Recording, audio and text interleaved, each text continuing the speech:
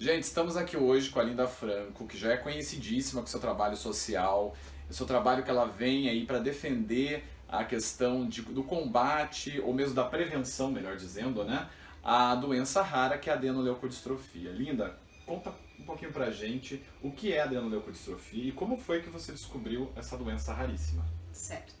Adrenoleucodistrofia é uma doença rara, genética, degenerativa e desmielinizante. E tudo isso eu aprendi na prática, quando o meu filho do meio desenvolveu os sintomas dessa doença.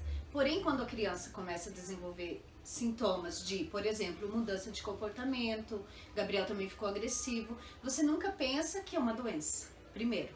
Né? Depois, conforme os sintomas foram evoluindo, comecei a levá-lo aos médicos e nem os médicos, na verdade, de início já pensaram numa doença rara. Então foram 9 meses de busca por diagnóstico, até fechar e dizer, Linda, Gabriel tem adrenoleucodistrofia. O diagnóstico foi tardio, não deu tempo de encaminhar o Gabriel para fazer transplante de medula óssea. Então é por isso, principalmente, que hoje eu faço esse trabalho. Hoje eu divulgo informações sobre a doença, porque eu não quero que as famílias passem pelo que a gente passa. Não é fácil você ter um filho comum que fazia tudo e de repente ele fica acamado, não anda, não fala, não enxerga, não respira e não se alimenta. Então a vida muda completamente. Então por isso a gente hoje divulga, faz esse trabalho para tentar o diagnóstico precoce para adrenoleucodistrofia e tantas outras doenças raras que tem por aí. E eu sou um pai, né, um pai que está nos assistindo. Qual seria o primeiro caminho para tentar descobrir se o filho que tem algumas características, como você disse, né? Se você puder repetir. E após essas características, qual que é o próximo passo? Tá. Inclusive eu digo que nós temos mania de comparar. A gente tem que parar com isso. Por que que eu digo isso? Porque o Gabriel ficou agressivo, ele sempre foi hiperativo, isso é normal das crianças, mas ele ficou agressivo, ele teve mudança de comportamento e também apresentou estrabismo.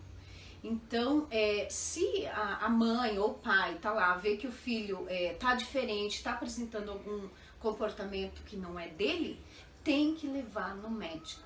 Não tem que pensar, puxou o pai, puxou o tio, puxou o avô. Não, não puxou, é uma doença. Tem que investigar. Que bom se você for no médico, levar teu filho e o médico falar, não, tá tudo bem.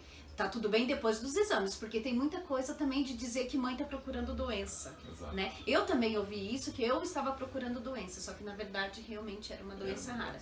Então, a criança apresentou mudança de comportamento, tem que investigar. Só que não leva em um médico só. Eu sempre digo também que tem que ouvir 2 opiniões. Muitas vezes o primeiro médico não tem o conhecimento necessário, até porque você passou um pouco por isso, né? Assim. Muitos médicos não tinham conhecimento, porque são quantos casos no Brasil hoje? Hoje eu tô com 50 famílias. Né? Que você tem conhecimento. Isso, fora as pessoas que moram, por exemplo, no interior, não têm acesso à internet, né? E a primeira neuropediatra que avaliou o meu filho, ela disse assim, mãezinha, eu vou estudar o caso. E ela tá estudando até hoje, né? Nunca entrou em contato comigo. Então, o primeiro passo, existe algum médico específico que a família pode procurar para saber se de repente tem essa característica, se de repente a criança pode ter adrenoleucodistrofia? Neuropediatra. Mas eu falo que a mãe e o pai só levam o filho no neuro em último caso. Porque é sinal de que, alguma coisa não tá bem com o meu filho. A gente meio que foge também, né? Então leva no pediatra, depois o caminho seria pediatra, um neuropediatra, um geneticista. Certo. E eu sei também da história, a gente acompanha a história da Linda já faz algum tempo, e que existe um filme que fala um pouquinho sobre a doença, né? É o filme Óleo de Lorenzo. Através desse filme a doença ficou mais conhecida e é bem parecido. A vida real é bem parecida com o que está lá no filme. É triste. E como é que e existe cura para adrenoleucodistrofia hoje? Então, existe se o médico fechar o diagnóstico precoce, antes da lesão cerebral. Então, lá no início dos sintomas, o médico vai ter que desconfiar que é uma doença rara, pedir uma ressonância, através da ressonância já aparecem algumas manchas brancas no cérebro e vai e faz um exame específico da doença, né, que é de adrenoleucodistrofia. Agora, se for outra doença, o médico vai pedir para outras doenças. Então, o importante é já de início fazer uma ressonância, porque a ressonância vai nortear ali o médico. A criança é encaminhada para transplante de medula óssea, se fechar o diagnóstico no início. Por isso a importância de divulgar os sintomas da doença. E há casos de cura? Existe no Brasil uma meia dúzia já de casos de sucesso. Que legal. Bom, a Linda vai também mostrar o Gabriel, né? Sim. A gente quer conhecer o Gabriel também. Então vamos lá conhecer? E esse é o Gabriel, Linda.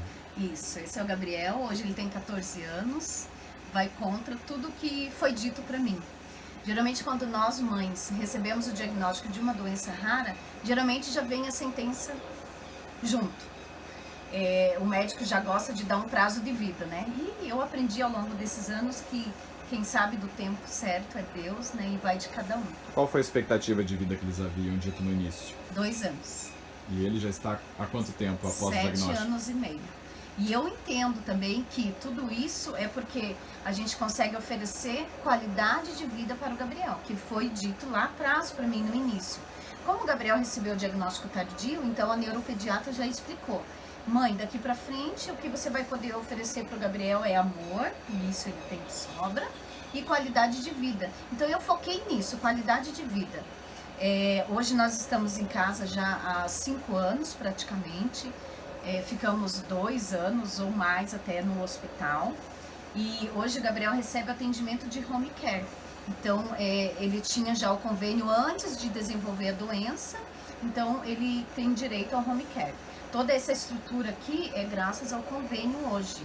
Então, o Gabriel recebe atendimento, tem enfermeira 24 horas, todos os equipamentos que ele precisa, porque o Gabriel já não respira mais em ar ambiente, então ele faz uso da ventilação mecânica, muitos remédios, dieta especial e por aí vai. São cuidados 24 horas. Num caso do SUS, você acredita, conhece algum caso, Linda, que há o mesmo atendimento que é oferecido pelo convênio?